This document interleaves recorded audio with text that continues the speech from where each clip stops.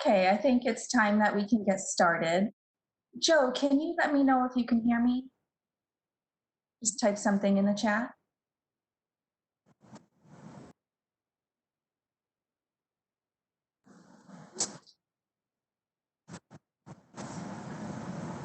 Okay, great. Um, so thank you so much for joining me today to talk about putting a project management plan together.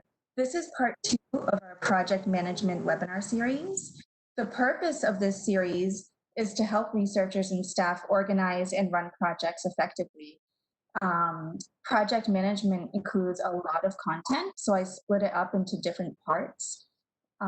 In the first webinar last fall, I discussed getting your project started. And in this webinar, I'll review taking that information to develop a management plan that will help create a smooth flow for your project from start to finish.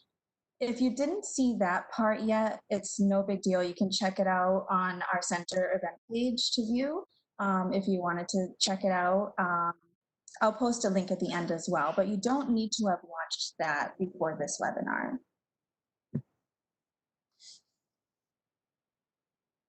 So let's move forward.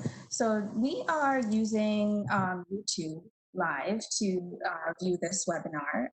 It's live streaming, so you'll see a chat over on the right-hand side of the screen.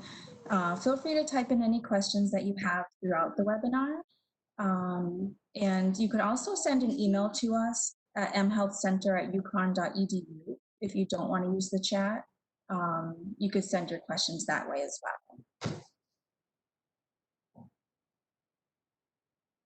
Okay, so my name is Jessica Bibeau, and I've worked in research for about 20 years, with most of them being in a management role. I've seen the ins and outs of dozens of projects. I've seen lots of different institutional procedures, sponsor requirements, different types of teams. And my experience is mainly from the University of Massachusetts Medical School and the University of Connecticut. One thing that I realized in my transition from UMass to UConn, and also talking to managers at different institutions, is really the lack of formal training for managing projects in the academic research environment.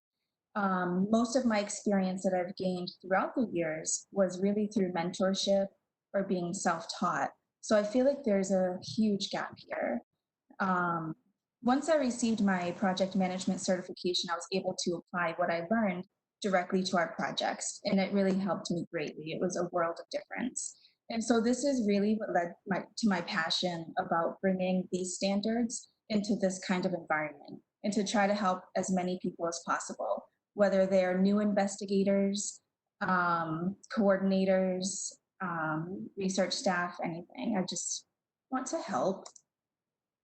And so what I'd like to talk about today is really what is project management, just to give everyone an overview. Why use project management plan, and what is a project management plan? How will this help you with your project objectives? So those are the main points that I'll cover today. So talking about a brief description of project management, the basic idea here is that there are phases of progression and standards and goals to follow for each one. We have initiation, planning, execution, monitoring and controlling, and closing. In the last webinar, we reviewed initiation and planning very in depth and focused on getting your project started. So I won't go too deeply into those today since we have already covered that.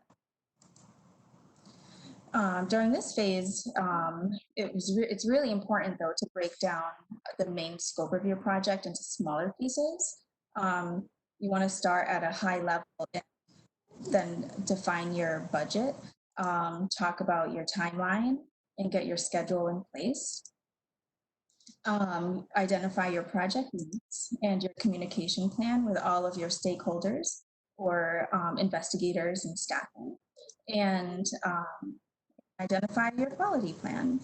And then what you'll do is break down each one of these into activities that need to be performed in order to meet whatever the set needs are for your project. And in doing that, you'll be answering questions like, What do I need to accomplish the outcomes? How much time do I need to complete every little task? And then lay it out into a schedule and a timeline. What are the resources that I need to do these, and what is already available to me? And more importantly, when is it available? Some things aren't available during the time that you need it, so you have to really plan around that. How much money do we need to do this? And also, who are our stakeholders and what do we need to do to keep them happy and also informed? And so that's sort of where we get started with project management. The content that I'll be reviewing today is based on what I learned from the project management body of knowledge during my PMP training. This is a resource that provides a framework to help project managers, and it teaches them to run projects effectively. And when I say run projects effectively, I mean according to the budget, the timeline, and the scope, because those are your hard lines for your project. And any project, really, those are the hard lines, whether it's for research or otherwise. It's these three things really shape your project. They help you align the quality of your project to your outcomes. For example, if your budget doesn't support your scope, then your quality will suffer because you don't have enough money to do what you need to do. And the same with your timeline. A timeline that's too short will create rushing and it will create chaos. Excuse me. So these three things will dictate what you need to do to meet your project goals. Who's going to do it, the resources you're going to need, how it's going to get done, when it will get done. So that's really what contains your project. And so this is really where project management plan comes into play. It's a guide that keeps all of this organized. And this concept is very common practice in the business world, even in drug research, but it's not common in academic research for some reason. Why aren't we implementing these strategies so that we can ensure the cleanest data or the highest scientific integrity and help us avoid methodological flaws? So doing just a quick search on the retraction watch database, I'm not sure how many of you have heard that or heard of this. I learned that in the last 5 years, over 200 scientific papers were retracted due to method-related errors. I didn't do a deep dive into what the errors exactly were, but I would like to understand what they were exactly and if these kinds of strategies could have helped avoid them.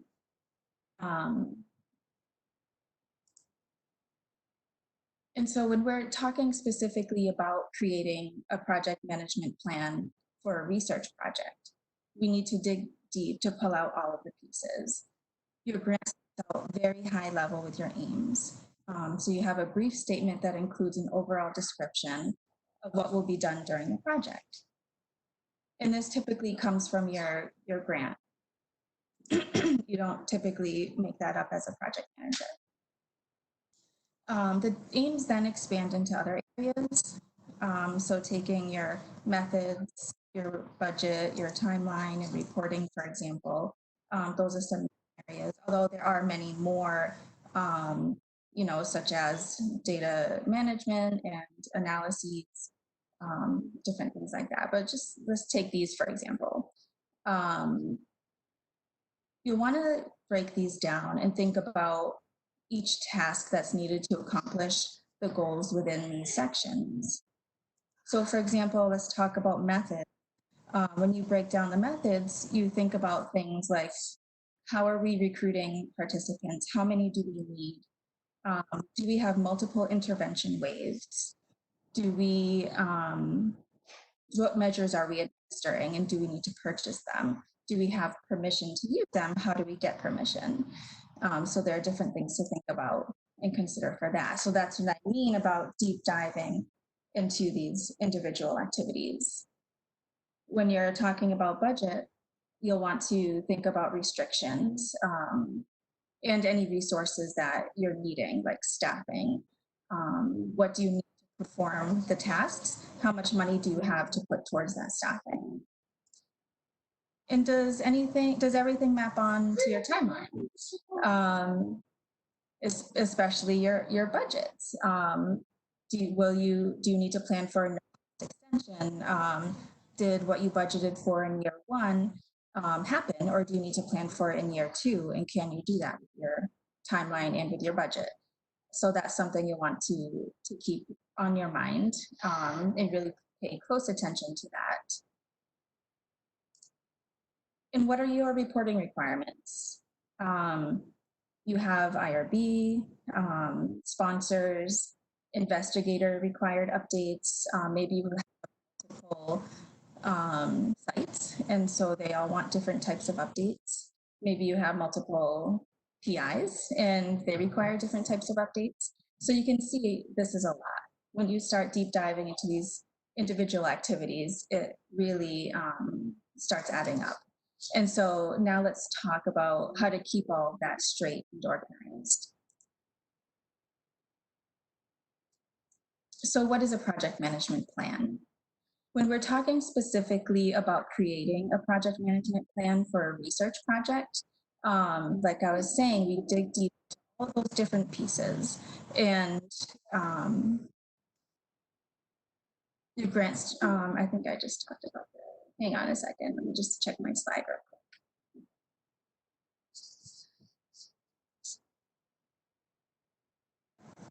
quick. Okay, I just reviewed our reporting. So when we're talking about the project management plan and putting that together, this really serves as documentation for how you'll meet the deliverables of your project. So for each of these areas, you have your summary, scope, risks, schedule, budget, quality control, communication, changes. These are all really the main pieces that you see in a project management plan. And you want to come up with a written plan for how you'll complete all the tasks associated with these. And once you come up with that plan, it will help you control everything we talked about on the previous slide, and will help you meet all of the set expectations for your project and help you manage each one. So these areas I feel are important, but you can also add areas that might be important to you. For example, how about a data management section? You don't typically see that in an official project management plan, like in the business world, but in the research world, that's very important. So we might want to add a section for data management. Or how about an IRB section?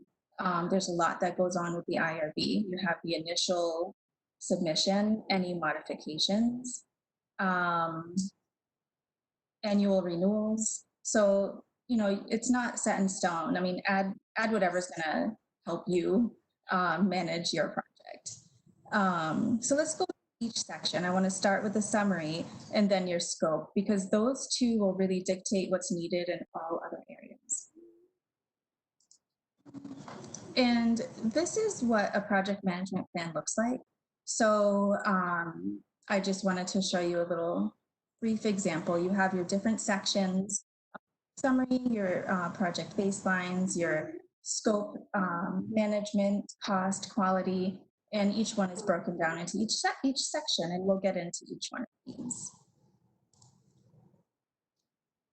And so talking about the first section, the project summary, we need to spell out the main goal of the project. I feel like the most important pieces here are the aims and overview of the project that digs into deeper details, important milestones, and the budget that was awarded. Others may not want to add, may want to add things like maybe a list of investigators or the sponsor contact information. This should be up to you. Don't feel like you have to stick to what I'm listing here, just whatever's going to help you stay organized. So let's take a simple case study to use as we go through these examples. So let's pretend we have a focus group project. So first we're going to do focus groups, and then we're going to create intervention materials based on that feedback, and then run a small pre-pilot intervention to test out the materials. just something small, 2 years, so that we can fill in our information. Now, for when we talk about our aims, that's going to come directly from the grant, unless, of course, the PI edits it. And has that happened to anyone? I'm sure it has. And once they edited it, how did you document that? And how did you keep track of what's the current aim? How did it change? And did you report it to the NIH? So there are lots of things to think about with that aim. When you make that change, it's going to affect everything, your budget, maybe measures, your data management plan, maybe. So it's going to affect a lot. So just before I get too ahead of myself, when we list the aims, we want to make sure we're listing the most current aim, and otherwise you can run into problems. And so then we break down a bit more into the high level overview where things start to separate a little more. So now we're seeing we need 3 people, 3 focus groups, 10 participants each. We also need to do some qualitative analysis, maybe some material development, and then run our pre-pilot. So you can see it starts to break down a bit more. And we want to document our important milestones. When things need to be completed, we really need to make sure that they're done according to the timeline. Otherwise, everything else is going to fall apart. And you'll have to end up changing the rest of your timeline. So be very mindful of your milestones. So let's pretend here for our case study anyway, that we need to have our focus group data by December and our intervention materials by July. And so that we can start our recruitment by September and end our project by next June. So if we end up, if the recruitment takes longer than expected, we might not be able to end our project in time. And if other things were postponed and we already got our recruitment started late, then that puts us in a pinch. So we want to pay close attention to that. So I also like to include the overall cost of the budget because you might get random questions from your PI or maybe other collaborators about the budget, and it's really front and center. I know there is a formal budget management process for most institutions, but I do find that it is helpful just to have a quick in-your-face amount that we were awarded for this grant. And so this is what something like that might look like for the project summary. We would have each of those sections spelled out and just exactly what we just reviewed, we have it typed up.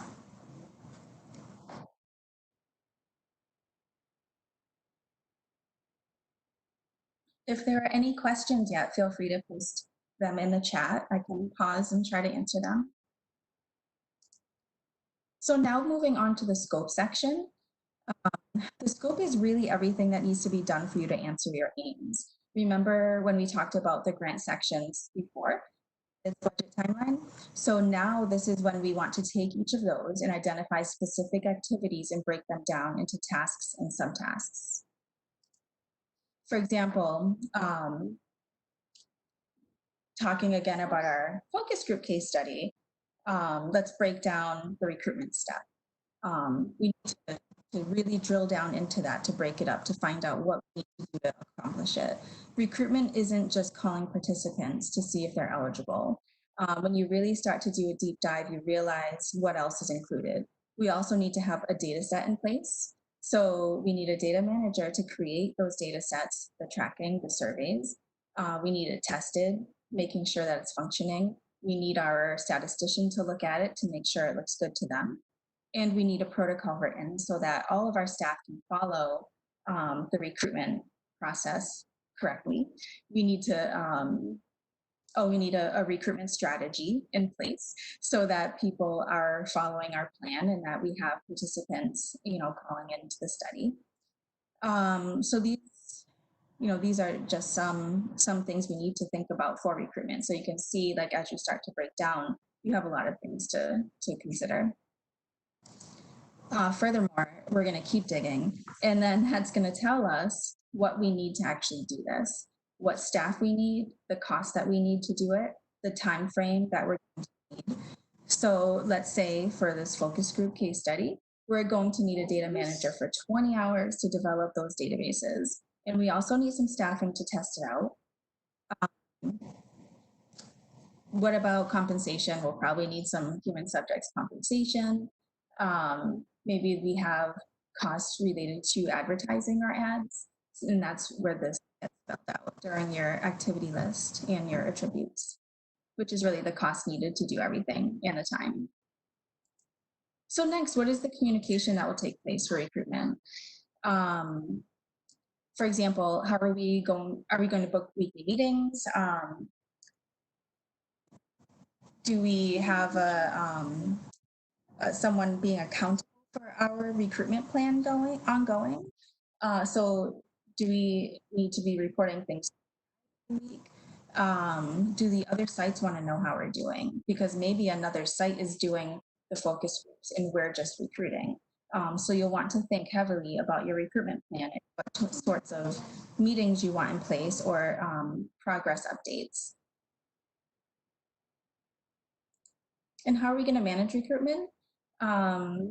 So for this study, well, since this is what we do in our lab, I'll just say that we plan on having a research coordinator manage this part of the project. We want to make sure that that the coordinator is doing managing the staff that's assigned to doing the outreach to participants, so they know that they're reaching out to everyone who's calling in about the study and that they're also implementing the recruitment plan. We want to make sure participants are being called in a timely manner. So our coordinator is also going to be checking on that. And they'll be putting reports together every week so that the entire team. So that's something that you might see in this type of section. And I just want to point out, we are only talking about recruitment here. So it's just very small example to walk through these details. But we really have to do this for every single activity in the study. Data management, IRB communication, intervention. Maybe we have intervention materials to create. We have them to test out. We have to edit them. We have follow-ups to do. How many follow-ups? Do we have 6-month follow-ups and 12-month follow-ups, or just one set of follow-ups? So this really becomes a really large section. And it's actually easier for me to visualize this type of section in an Excel spreadsheet rather than in like a Word document like this. I do have some of it typed up in the Word document, but I'm going to show you how I have it in an Excel spreadsheet because that's how I can keep it a little bit better organized in my head. So here for each activity, I have the higher level activity on the left. And then in the next column, I start to break it down a little bit more. And then I come up with the details needed to perform all of those activities. So then once I spell all of this out, I mean, you can from what I have here, you could probably even dig a little bit deeper. Like for the IRB, I have measures listed there. But really what that means is we have to identify the measures we're going to use. We have to confirm it with the PI and other investigators that those are the measures that will help us answer our aims. And do we need to purchase those measures? And we also,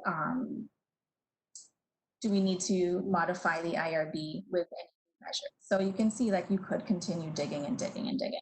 But for the sake of just giving you an example, this is kind of how I organize. And then once I do this, I take it to the next level. And now we can see the activity attributes, which really are when they're going to happen and how much they're going to cost, and if they have any dependencies. So you can see I was able to create a timeline for different activities. This is just an example. So, maybe we're doing IRB approval 1 month and then recruitment 2 months after that. This will kind of spell out how long it will take you to do those things and what you're planning to do in each year of the study. And over towards the right-hand side, I have information about how much time it's actually going to take to do that. and the cost. Now, moving on to the risk section. And by risks, I don't want you to think I'm not talking about human subjects risk, because that's an entirely, although it can result in project issues, yes. But what I am talking about here are just project issues, meaning anything that's going to arise with the conduct of the project. I'm not talking about the human subjects IRB topic. So so when the project, or I should say before the project begins, you really want to meet with your team to review the possible risks that could come up. And this could be done during a startup meeting or any early weekly meeting update maybe, or just book a separate meeting to only discuss risks related to the project. And let's say, just thinking about an example of a risk from our focus group case study,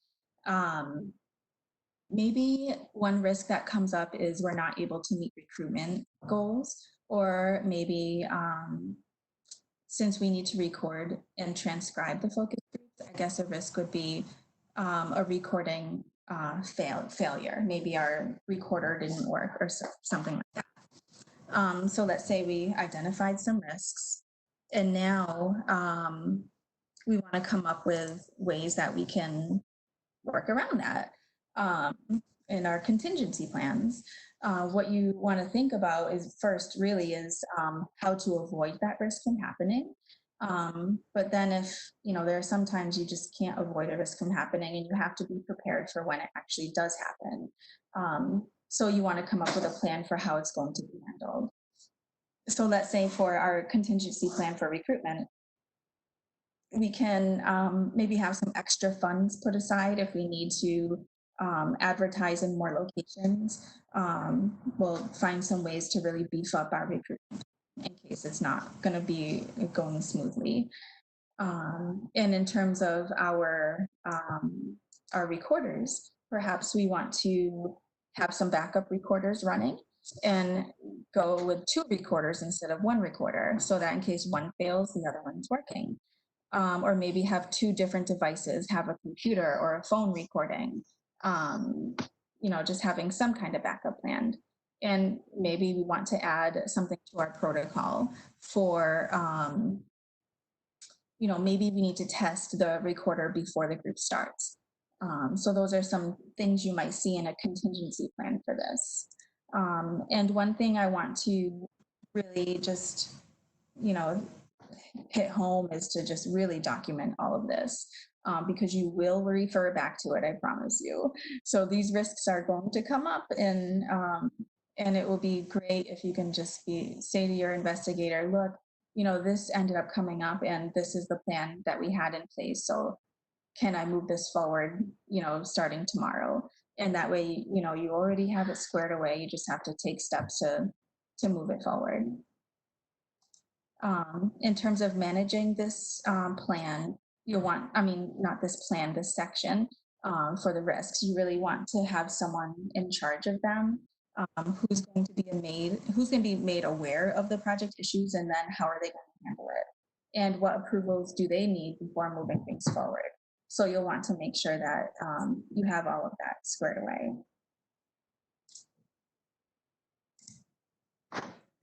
So here's an example of what that might look like. So we call it a risk register. So it's something that you can list out your risks that you came up with during the meeting. So you list the actual risk and then a description of each one and what you'll do about it if it happens. You can rate them to assess like project impact if you want. And also you can use the notes section to document if it actually occurred, or if now changes are needed to the project because it occurred. Or I know some people actually keep a separate log, a risk log for risks that come up, like they actually occurred, and now we have to track what happened, what we did, how we handled it. That part can get a little lengthy, so it might be helpful to have like a separate log of risks and maintain this risk register as more of like a plan type tracking type system. And I know this is a lot of content, so feel free, like I said, feel free to just, put something in the chat if you have any questions, if I'm moving too quickly. So about the scheduling section, this is really where it all starts to come together. So you list out your milestones and your planned reports. Get those programmed into a calendar system right away, right when you know them. Do you have yearly reporting to the NIH, to the IRB? What sort of DSMB meetings do you have? And as you start, looking at your sponsor requirements and everything, that just gives you even more things to start programming into your calendar. And also remember the timeline that we talked about that was developed when we were breaking down all of those activities. All of those get programmed. So we want our activity specific calendars to be, right there so that we can plan that.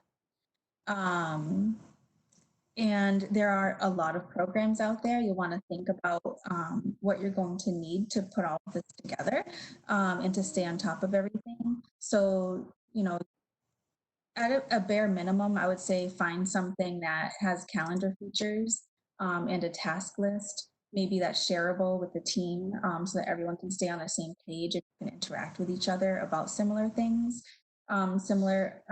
keep everyone updated. There are so many programs, lots of different capabilities, lots of different cost ranges from low to high. Figure out what your needs are and where you might be struggling, and that will help you determine which one to choose. These will really help you keep your daily tasks on the forefront of your mind and keeping your milestones on the radar too. One thing to think about is to see if any of these programs are offered at your institution. Sometimes they'll offer programs at no cost to you or maybe at a reduced cost. So you might want to see if something's available to you. And when you're deciding on which one to use, think about if you have a single project or multiple projects, because some of these don't work so well with multiple projects. I know I tried Trello before, but it really only was helpful for me if I had one project. I know other project managers that use it and they really like it, but I just felt like it wasn't as comprehensive as what I needed. Something that I use is Basecamp, and that helps me program a lot of projects and a lot of to-do lists for each project. So it really helps me see an overall picture of what I need in one screen. I can list out every single project and see what's coming up. So that I find very helpful, because sometimes I have like 11 projects or more at any given time. So that I find very helpful. This is just what I'm showing on the screen now is a simple, just an example of the front screen of one of your projects on Basecamp. So here I can just get a quick snapshot of, there's a message board in Campfire, and those are different options for communicating about the project. So I could talk back and forth with staffing on through those features. But what I like to use this for is my to-do list. So I have an example of some tasks coming up and when I need them to get done. I have some notes involved with each one if I clicked on that. And this is just a picture, so I can't click on it now to show you, but you could, it would open up into your entire task list. So you can click on each one, see who it's assigned to, when it's due. So I really like that feature about it. And there's also the schedule here. So when I was talking about scheduling, all of those activity-specific tasks, all of those meetings that you might have on the books, all of those reporting requirements, this is where you can see all of that is in the schedule. And then a section for documents and files. I use this section a lot for our protocols so that we can all have the same location for one protocol and everyone can access it. And another feature I like about Basecamp is that at the top of the screen, I could see who the assignment that someone has. So I can pull out, maybe I assign something to Joe. I can go into his assignments and see what he's has on his plate, what he's completed, what he has coming up. I can also see anything that's overdue. So if I click on overdue, everything that is overdue will appear, and it will get rid of everything else. So I can use that to structure my task list.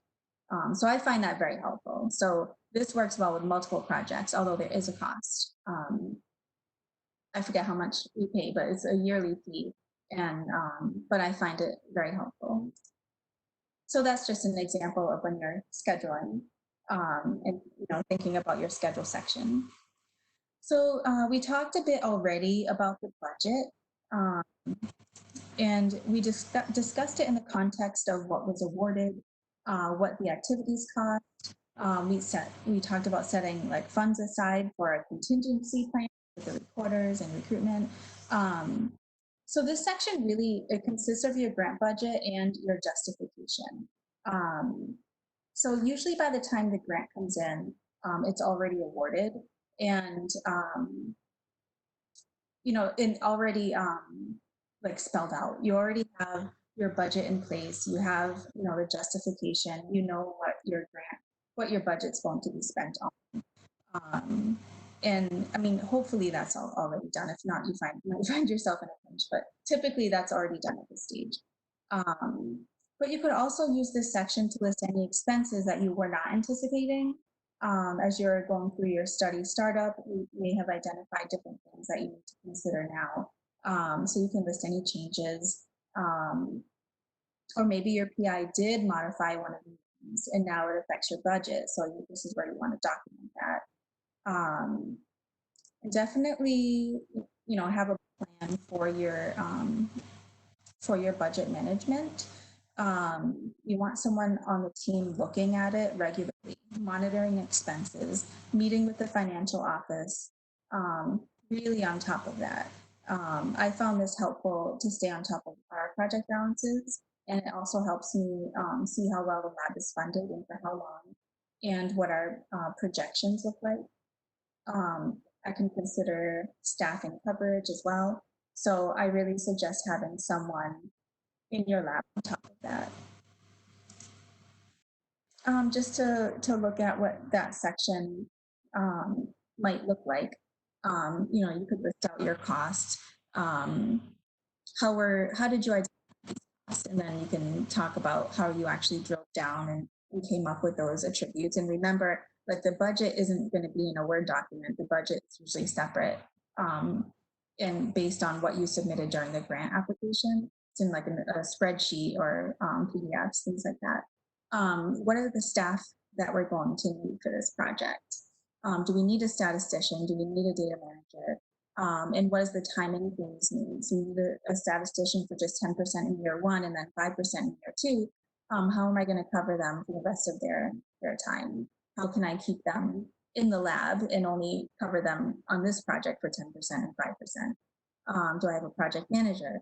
And what's my meeting plan for this project for the budget? Maybe I want to meet with the financial office monthly, or maybe the PI I'll have quarterly meetings with her. So this is where you would spell out your plan for that and how you plan to manage that budget. So do you have quality standards to meet for your project? Even if they aren't clearly specified in the grant or by the sponsor, I'm sure you have some level of quality expectations of your lab and your team, your work, your staffing. I'm sure there are some expectations there. So this is where you really want to identify them. Maybe for our focus group study, we decided to look at intervention delivery. We want to make sure the interventionists are delivering the protocol as they were trained and according to the intervention. So this is where we would come up with a checklist and then identify the number of deliverables that were met each week, something like that. And then, what is our plan for doing that? Maybe we want to identify just 10% or do a checklist on just 10% of the visits, or maybe we want to do 100%. Once we listen to the recording and complete our checklist, who's going to be providing summaries about that. Um, we'll want to report it to someone. Should we report it to all investigators or just the PI? How frequently should we provide those reports? And again, how is this being managed? Who's making sure that the QC is being done and reports are being sent? So you want to document that plan in this section. And this is just an example of what something like that might look like with a checklist. And every checklist would be project specific. Every task would be project specific. So this is just simple yes or no, did it get done? And then document it. So we're nearing the end now of these sections, so bear with me. I know this is a lot to take in. Your communication section is also another area that really pulls everything together. Sure, almost like a spider web. You have all of your team members, you have all of these tasks. How are we going to keep everyone connected? And how are we going to keep everyone updated and communicating with one another? And your communication really starts with your stakeholders, your investigators, your sponsors, your staffing. And that's really going to set the stage of your communication needs. You want to come up with a plan that will keep them satisfied and engaged if they want to be. Your plan should include regular reporting of progress updates and strategies that help keep the project moving forward. So that's something you should always be thinking about, is how can I keep moving this forward? And what communication can I put in place so that everyone knows that's the goal and that we're all working toward that? Identify subplans for specific projects. So maybe you have your recruitment team or the data team. Make sure you have a communication plan in place for them to be moving and reviewing updates and updating the entire team on their progress. Excuse me. So for example, do they want to do it through email, phone calls, webinars, or do they just, do they want to do an in-person meeting?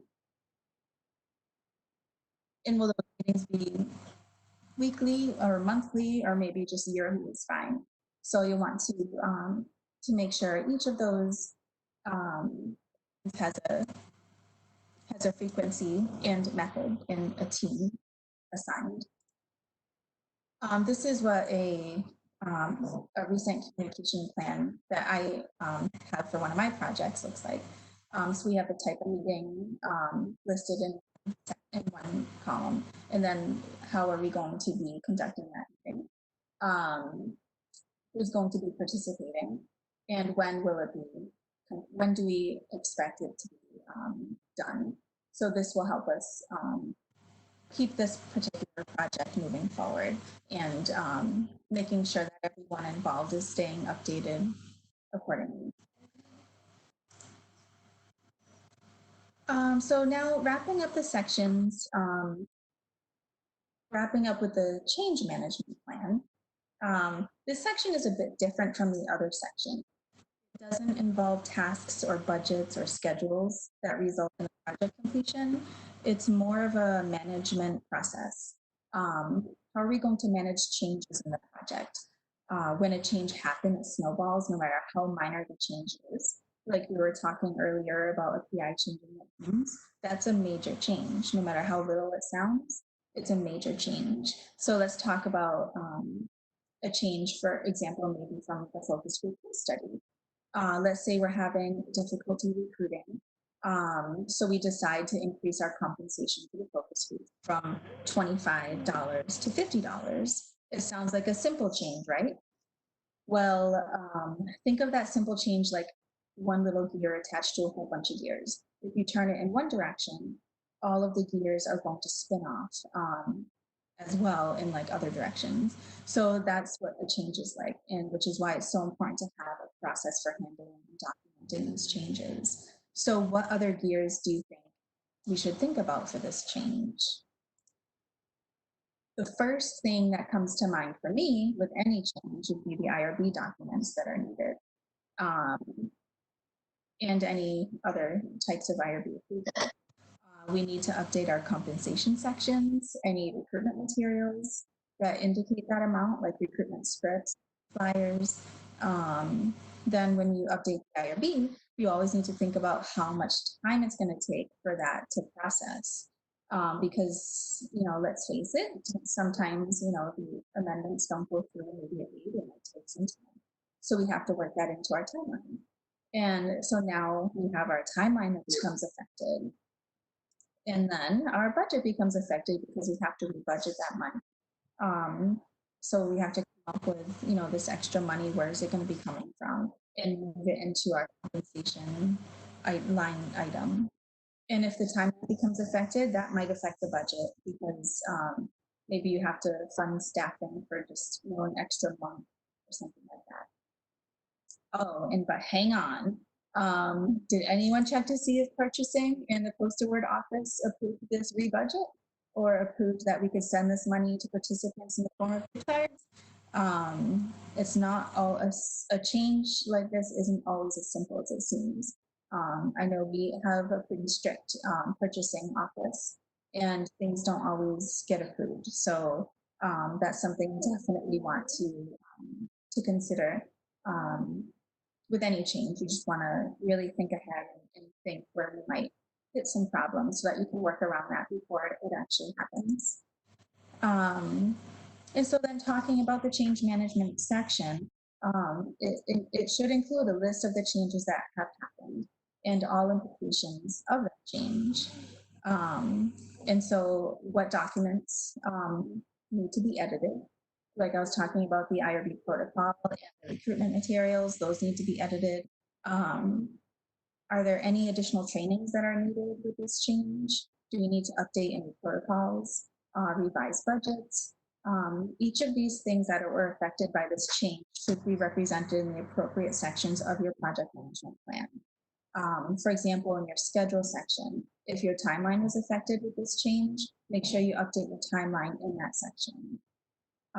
In maybe your communication section, you added on a new reoccurring meeting until this change was solidified. Update your communication section.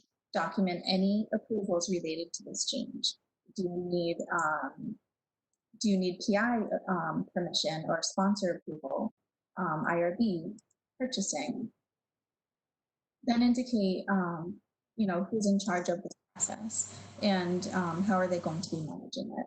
So the change management process is really important because maybe 10 years down the road, you might have someone, maybe your PI comes to you and says, hey, like, how did we do XYZ or what did we do when this happened? Or remember when we changed the intervention so that now it was doing this instead of that?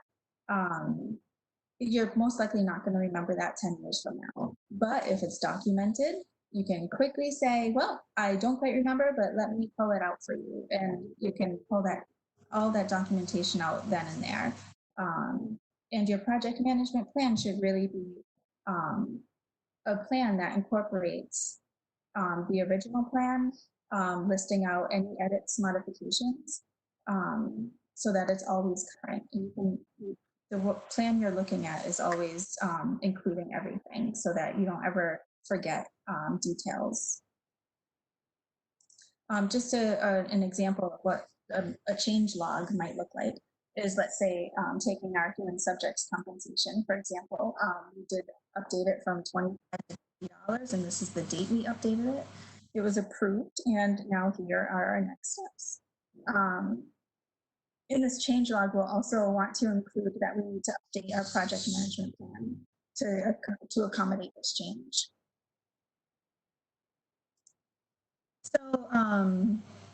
So talking about, so now that we went through all of the sections and talked about project management, how is a project management plan going to help you? You might be feeling like we covered a lot and some of it may have felt obvious to you. It will help you. If you feel overwhelmed or you're having a hard time keeping up with changes, this plan will help you keep it all organized. You'll reduce the risk of your project going outside of budget. outside of the timeline. And there are other benefits as well. Um, what's your plan for staff turnover? If you had a manager doing all this and suddenly leave and you have to replace them, how are you going to ensure that they'll be able to pick up where the previous manager left off? This plan will help you do that seamlessly. Um, and you'll improve your chances of having a high quality product, clean methods, well trained staff, minimal chaos, everything's planned, everything's organized.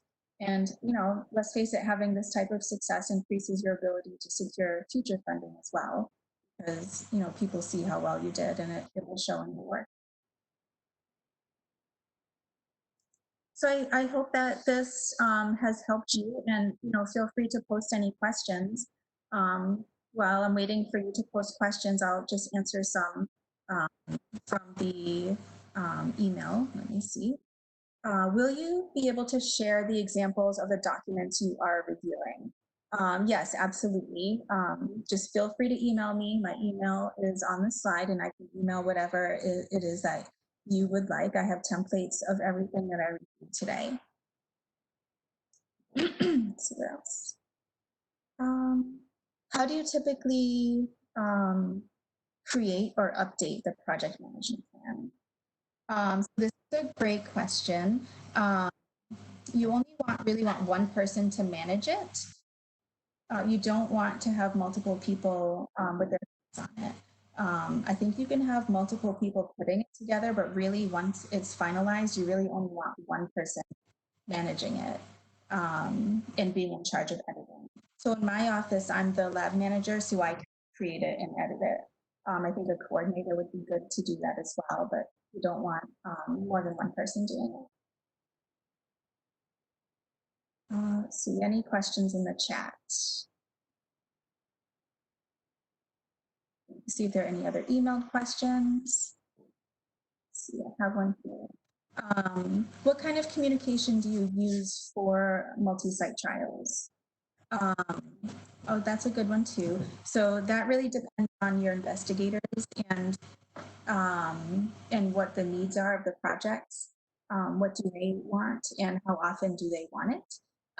Make sure you talk to them, each one of them, to ask what their needs are. Do they prefer webinars, conference calls, or just emails? Do they want to meet monthly or weekly, yearly? Do they want to meet with just other investigators or the entire team? I know I've been on a lot of multi-site trials and it's different with every single trial. What else do I want to say about that? I guess some sites can be part of different different parts of the project. So you might have a recruitment site and an intervention site. So it might not be necessary for them to meet together to talk about um, those respective topics, but it might be important to talk as a team at some point for when they need to solidify the process of people going from recruitment to intervention. So that's an example of that. But yeah, you definitely want to meet with your investigators so that you know their needs. So let me see, any other questions? Okay, I don't have any other questions. I want to thank you so much for joining me today, and I hope that you'll find this helpful. And feel free to reach out with any questions that you have for me. Thanks. Bye-bye.